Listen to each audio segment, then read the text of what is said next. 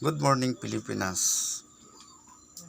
Guys, ito yung mga resibo sa Tibong ko Doktor Hospital lang sa ating pasyente sa Geraldino Vance Prime na nakagat ng aso.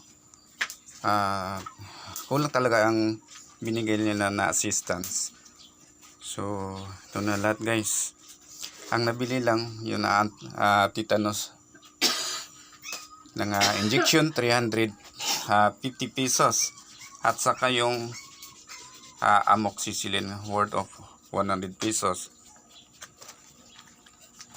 OR number 42853, consultation fee 300 at hospital services 100. OR number 2 43254. Ito yun guys, ang isang injection at 350. Ito yung 350 injection. Yan lang ang naturok sa ating patient guys. At ang amoxicillin nga 500 mg 21 piraso. 105. Total of 450. On transportation expense worth of 60 pesos arrival. At saka pauwi guys 80 pesos. Pamili ng face mask. Yan ang 59 pesos ng 7-Eleven. Siyempre, naglo-load yung napakan para tawagan yung teacher niya. Nag-load ng 60 pesos. Additional load. 60 pesos. Kahit 5 duling wala kaming nakuha sa pera guys. Hindi kami kumuha kahit 5 duling. Nag-abuno po nga kami.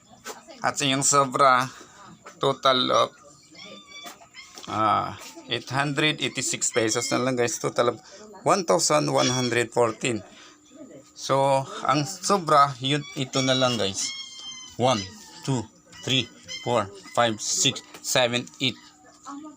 800, 2, 4, 6, 86. 886 pesos. Kulang na kulang talaga ang binigay na budget guys. So, ang hindi pa na, ang kulang nila ito yung 1,300 nga injection.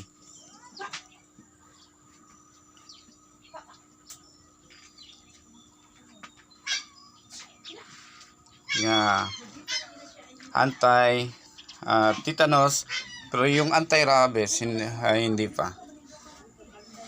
Follow itong gamot. Only available in Amisco Drug ang SPNC lang ang nagtitinda. Salamat sa concern. Sana matulungan nyo kami sa Lolo Fascio spiritual healer, lalo na sa ating gobyerno. Sana yung mga aso nga pangalagala ay itali na niyo para hindi magkaroon ng damage. Salamat po sa patunod sa Lolo Fascio spiritual. Thank you for watching.